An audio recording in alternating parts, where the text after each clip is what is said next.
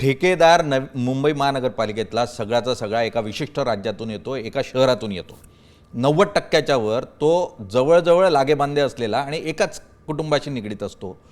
तो 25 वर्ष 30 वर्ष सगळे कंत्राट 22,000 कोटीच्या महानगरपालिकेची उचलत असतो. मराठी माणसाला तिथे घुसायलाही मिळत नाही. मराठी माणसाचं राज्य असताना भाजप म्हणून तुम्ही आश्वासन द्याल का की त्या ठेकेदारीला तुम्ही मोडून काढाल म्हणून? हे बघा, ठेकेदाराच्या कामावरनं आणि त्याच्या क्रेडिबिलिटीवरनं या ठिकाणी त्याचा मोजमाप झाला पाहिजे. त्यामुळे कुणाच्याही भाषे किंवा समाजाच्या आधारावर त्या कंपनीचा मोजमाप होता कामा नये.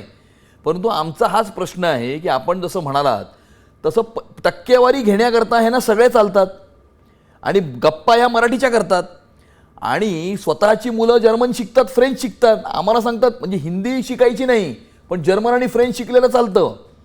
आणि त्यामुळे हे सगळं दुटप्पीपणाचं हे सगळं धोरण आहे आणि त्यामुळे त्या ठिकाणी मराठी तरुणांना काम देण्याकरता हे कुठली पॉलिसी आणणार नाहीत.